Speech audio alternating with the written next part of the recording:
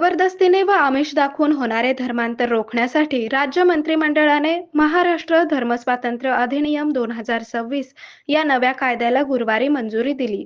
या कायद्यानुसार जबरदस्तीने धर्मांतर करून घेणाऱ्या व्यक्तीला 7 वर्षांपर्यंत कैदेची तरतूद आहे. अर्थसंकल्पीय अधिवेशनात हे विधेयक मंजूर करून ते मान्यतेसाठी राष्ट्रपतींकडे पाठवले जाईल. या कायद्यात कलम 14 मध्ये बेकायदेशीर धर्मांतरासाठी दोषी आढळलेल्या संस्थांवर बंदी व दंडाची तरतूद आहे. कलम 9 मध्ये गुन्हे व त्यासाठीच्या शिक्षांची तरतूद आहे. कलम 9 मधील उपकलम 4 मध्ये दोषींना 7 वर्षांची कारावास व 5 लाख रुपये दंडाच्या शिक्षेची तरतूद आहे. या कायद्याच्या मसुद्यासाठी राज्य सरकारने पोलीस महासंचालकांच्या अध्यक्षतेखाली 14 फेब्रुवारी 2025 रोजी विशेष समिती स्थापन केली होती. या समितीने 26 फेब्रुवारी 2026 रोजी मसुदा सरकारला सादर केला.